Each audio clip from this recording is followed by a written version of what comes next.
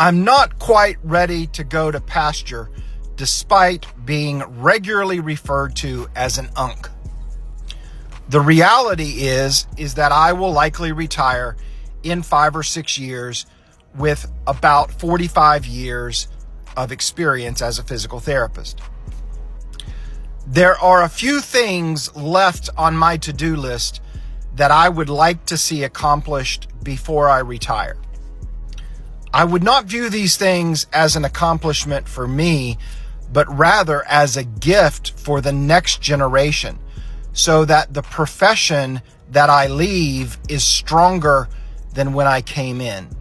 So here are some of the things on my to-do list that I would like to see accomplished before I retire. Maybe this is ambitious, but hey, you have to have goals. You have to be driven by something. Number one, of course, is reimbursement for physical therapists. This, however, is not just a physical therapy problem. It is a problem that is much larger than that. It affects many of our colleagues, and it is currently affecting many hospital systems.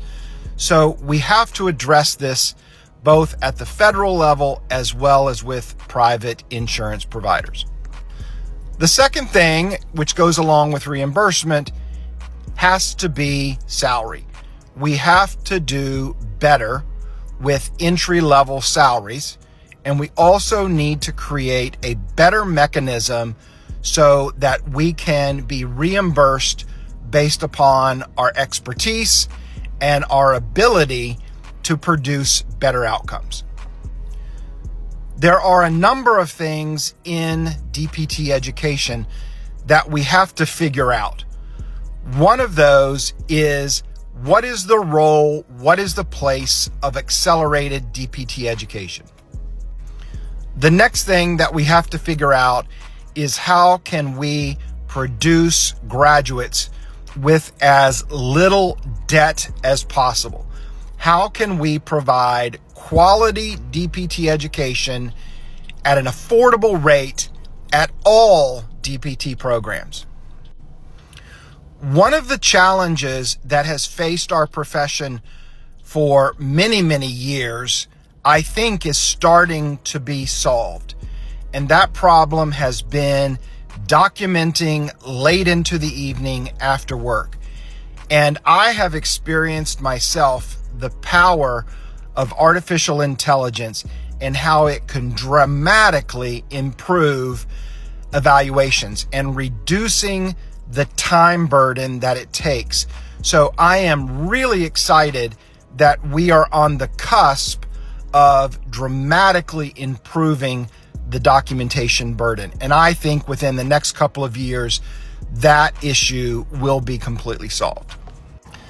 The next issue has been talked about for a decade, but we have really done nothing about it. And this is a hot button topic, and that is standardization of practice. We have seen so many variabilities within PT that it is really disheartening.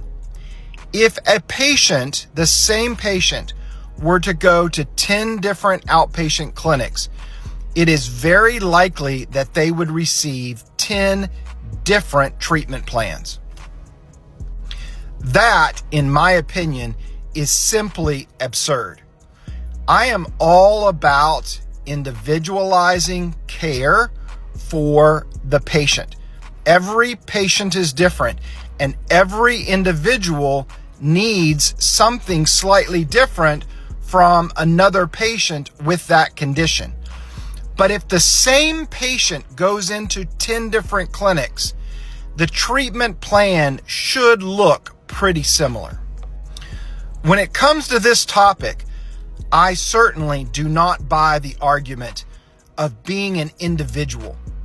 We are a profession, and we should have standards, and there should be a reasonable expectation. You do not go into the dentist with a tooth problem and see 10 different dentists and come out with 10 wildly different treatment plans. Yes, they may say, here are 3 options, but you're very likely to get those same 3 options from all of the dentists. And yes, that dentist may recommend option 2 or option 3 or option 1, but it is not as wildly variable as what it is in physical therapy. And with that comes a pet peeve of mine that I have seen, and that is variability in our terminology. We are horrible at describing exercise in a way that is reasonably consistent from therapist to therapist and from clinic to clinic and from the West Coast to the East Coast to the South to the North. We are all over the place. And again, I encourage some degree of individuality as a physical therapist to be able to tailor exercise for that particular patient. But we should not have 10 different names for the same exercise. We have to come up with a nomenclature and some standard that we are going to use. So for instance, it is not too much to ask that we consistently document the patient position.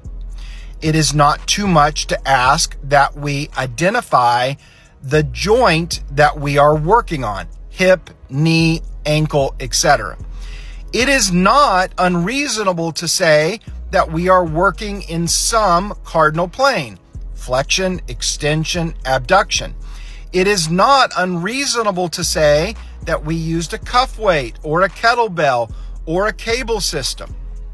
If we were to simply create a nomenclature and we consistently provided that basic information, we could describe exercises in a way where anyone could pick up that chart and they would know exactly what that person did. Again, I am adamantly opposed to words like monster walk, like no monies, like fire hydrants. We have, instead of creating our own professional language, which is what a profession should do, we have borrowed terms from everybody else. We have borrowed from yoga. We have borrowed from Feldenkrais. We have borrowed from the weight room. We have borrowed from Pilates. Who are we? Are we a physical therapist who belongs to a profession? And if we are, then we need our own language. I am not at all committed to any one nomenclature. I am open to ideas, but we need standardization. And that does not reduce your individuality.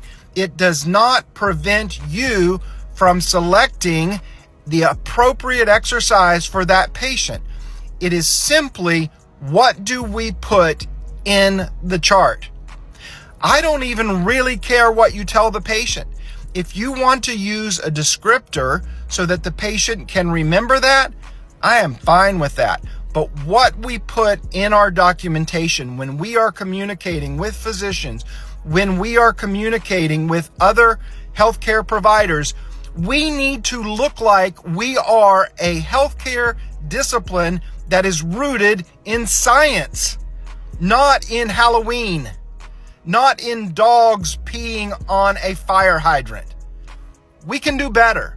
We must do better.